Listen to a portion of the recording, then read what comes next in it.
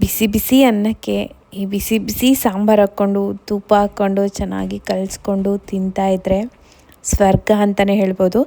ಸಾಂಬಾರು ಮಾಡೋಕ್ಕೆ ಸಾಂಬಾರು ಪೌಡರ್ ಇದ್ರೇ ಮಾಡೋಕ್ಕೆ ಬರುತ್ತಾ, ಇಲ್ಲಾಂದರೆ ಮಾಡೋಕ್ಕೆ ಬರಲ್ವಾ? ಹಾಗೇನೂ ಇಲ್ಲ. ನಮ್ಮ ಮನೇಲಿ ಸಾಂಬಾರು ಮಾಡಿದ್ರೆ ನಾವು ಸಾಂಬಾರು ಪೌಡ್ರ್ ಯೂಸ್ ಮಾಡೋದೇ ಇಲ್ಲ.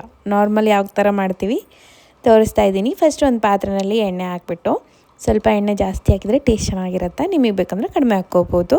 ಸಾಸಿವೆ ಜೀರಿಗೆ, ಎಣ್ಣೆ ಕಾದ್ಮೇಲೆ ಸಾಸಿವೆ ಜೀರಿಗೆ ಕರಿಬೇವು ಇಂಗು ಇದೆಲ್ಲ ಚಿಟಪಟ ಅಂದಮೇಲೆ ವೆಜಿಟೇಬಲ್ಸ್ ಆ್ಯಡ್ ಮಾಡ್ಕೋಬೇಕು. ನಮ್ಮ ಇಷ್ಟ, ಯಾವುದಾದ್ರೂ ಆ್ಯಡ್ ಮಾಡ್ಕೋಬೋದು, ಎಷ್ಟಾದರೂ ಆ್ಯಡ್ ಮಾಡ್ಕೋಬೋದು. ವೆಜಿಟೇಬಲ್ಸ್ ಎಷ್ಟು ಹಾಕ್ತೀವಲ್ವ ಅಷ್ಟು ಟೇಸ್ಟಿಯಾಗಿರುತ್ತೆ ಸಾಂಬಾರು. ಸೊಪ್ಪುಗಳನ್ನ ಸಹ ಹಾಕ್ಕೋಬೋದು.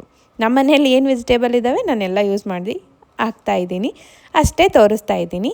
ಇದು ವೆಜಿಟೇಬಲ್ಸ್ ಸ್ವಲ್ಪ ಬೆಂದ ಮೇಲೆ ಇದಕ್ಕೆ ಜಜ್ಕೊಂಡಿರೋ ಬೆಳ್ಳುಳ್ಳಿ, ಕಟ್ ಮಾಡ್ಕೊಂಡಿರೋ ಟೊಮೆಟೊ ಹಾಕ್ತಾಯಿದ್ದೀನಿ. ಇದನ್ನು ಚೆನ್ನಾಗಿ ಮಿಕ್ಸ್ ಮಾಡಿಕೊಂಡು ಇದಕ್ಕೆ ಹುಣಸೆ ಹುಳಿ ಹಾಕ್ತಾಯಿದ್ದೀನಿ.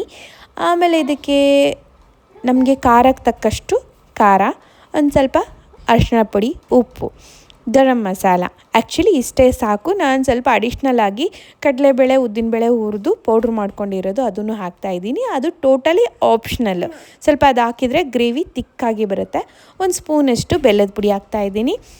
ಬೇಯಿಸ್ಕೊಂಡು ಮ್ಯಾಶ್ ಮಾಡ್ಕೊಂಡಿರೋ ತೊಗರಿಬೇಳೆ ಹಾಕಿಬಿಟ್ಟು ನೀರು ಕನ್ಸಿಸ್ಟೆನ್ಸಿ ನೋಡಿಕೊಂಡು ಅಡ್ಜಸ್ಟ್ ಮಾಡಿಕೊಂಡು ಅದನ್ನು ಹಾಕಿ ಚೆನ್ನಾಗಿ ಕುದಿ ಬರ್ತಾ ಇರುತ್ತಲ್ವ, ಆವಾಗ ಕೊತ್ತಂಬರಿ ಸೊಪ್ಪು ಹಾಕ್ಕೊಂಬಿಟ್ರೆ ನಮಗೆ ಸಖತ್ತಾಗಿರೋ ಟೇಸ್ಟಿಯಾಗಿರೋ ಸಾಂಬಾರು ರೆಡಿಯಾಗಿರುತ್ತೆ.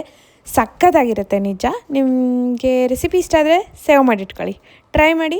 ಯಾವ ಥರ ಬಂದಿತ್ತು ಅಂತ ಕಮೆಂಟಲ್ಲಿ ತಿಳಿಸೋದಂತೂ ಮರಿಲೇಬೇಡಿ. ಇನ್ನೂ ಅಕೌಂಟ್ನ ಫಾಲೋ ಮಾಡ್ಕೊಂಡಿಲ್ವಾ? ಹಾಗಾದರೆ ಬೇಗ ಬೇಗ ಅಕೌಂಟ್ನ ಫಾಲೋ ಮಾಡ್ಕೊಂಬಿಡಿ. ಯಾಕಂದರೆ ನಾನು ಬೇಜಾನ್ ರೆಸಿಪಿ ಶೇರ್ ಮಾಡ್ತಾ ಇರ್ತೀನಿ, ನೀವು ಟ್ರೈ ಮಾಡ್ತಾ ಇರ್ಬೋದು. ನಿಮ್ಮ ಮನೇಲಿ ಕ್ರೆಡಿಟ್ಸ್ ಬರ್ತಾನೆ ಇರುತ್ತೆ.